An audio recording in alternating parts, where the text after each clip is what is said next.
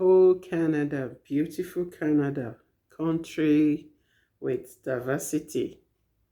Yeah, and nursing is not excluded. I will be doing this video briefly to answer the lots of questions I've been getting from my followers about what the difference or the meaning of LPN, RON, and RPN is in Canada. So we'll start with the LPN. LPN in Canada means licensed practical nurse. Licensed practical nurse. And RPN means registered psychiatric nurse in Western Canada. Registered psychiatric nurse in Western Canada. Meanwhile, in Ontario, this same acronym RPN means registered practical nurse. So, depending on where you are in Canada, RPN can either be registered practical nurse or registered psychiatric nurse. But LPN is general. You can use LPN in Western Canada or other parts of Canada, and it's the same meaning. And of course, we have the RN, which is registered nurse. We also have the NP, which is nurse practitioner. So people have been asking, what's the difference? The first thing is their education. So as an LPN, your educational requirement is like 2 years and 2 years and few months. And after that, you will be required to write the Canadian practical nurse exam. The Canadian practical nurse exam. Just like in your various countries of originality, after you are done with your school of nursing, you need to write a board exam. So the LPN board exam is the Canadian practical registered nurse exam. So once they pass that exam, they will be eligible to go with that title, LPN. They are nurses, it's just they are licensed practical nurses. And the second one, the RPN, like I said, depending on where you are in Ontario, in Canada, sorry, depending on where you are in Canada, RPN can either be registered psychiatric nurse or registered practical nurse. In Ontario, mostly used as registered practical nurse. And registered practical nurses requirement, educational requirement, is just as much as the LPN. They just go by different names, but the educational requirement is the same. Then the registered psychiatric nurses, their educational requirement is like 2 years and half. Almost 3 years, but not quite 3 years.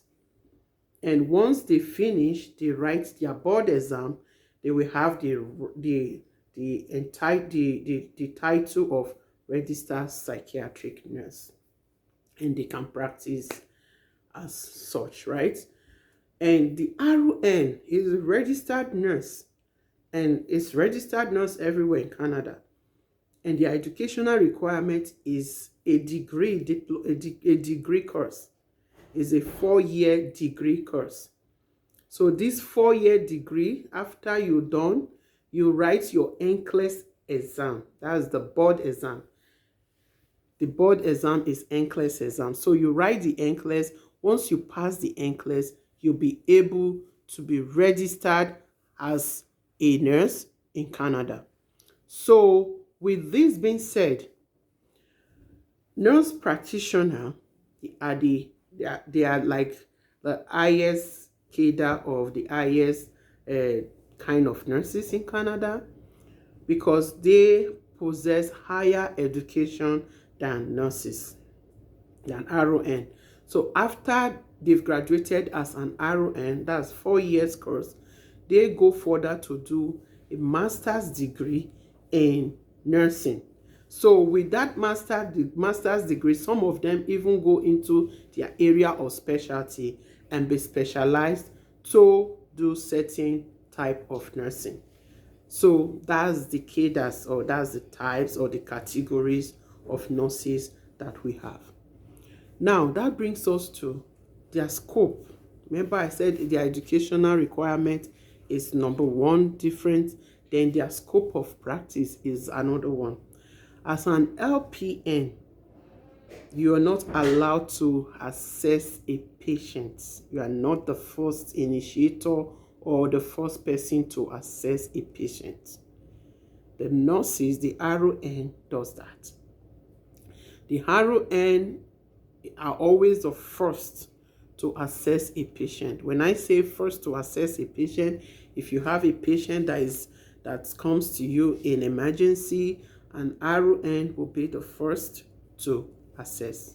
Or maybe you are not in emergency unit, a patient is being transferred from emergency to your medical unit or your surgical unit, wherever you work, you, the RON, is the first to assess. So you assess this patient, and if this patient is stable, then you cannot delegate to an LPN. LPN are not allowed, or maybe I should put it this way, RONs are not expected to delegate unstable patients to an LPN or an RPN, as the case might be in Ontario. Some people might say, hey, what's she blabbing about? I do all those things. I assess, I do this, I do that. I'm an LPN, I'm an RPN. My dear, if you are a licensed practical nurse or a registered practical nurse, and you have been doing all these things, like being the first or initiator of assessment, and maybe doing things that is out with your scope of practice, you have to really watch it. Because if anything happens, your employers are going to back off, and you will be face to face with your college. Okay? So that's just a reminder. Know your scope of practice, and if any employer is pressuring you to do beyond your scope of practice, stand your ground and say, no, I am not allowed to do this. And let me tell you, there is no employer that can fire you on the ground that you refuse to do what is not within your scope of practice. Okay? Then another thing is that the LPN, they are not allowed to go into vein. So anything vein, LPN are not allowed to do it. They can't put up blood transfusion. They are not allowed to do it. Some people may say, hey, I've done it. Again, you got to watch your scope of practice. Okay? So they can't delegate to themselves. LPN cannot delegate to an LPN, but they can delegate to nursing assistants, personal support workers, and continuous care assistants. They cannot delegate within themselves. Okay?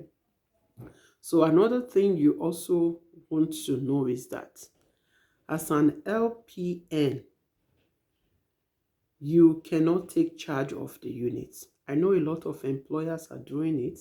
You cannot take charge of a unit. You are not a supervisor. Your scope of practice does not allow you to practice that.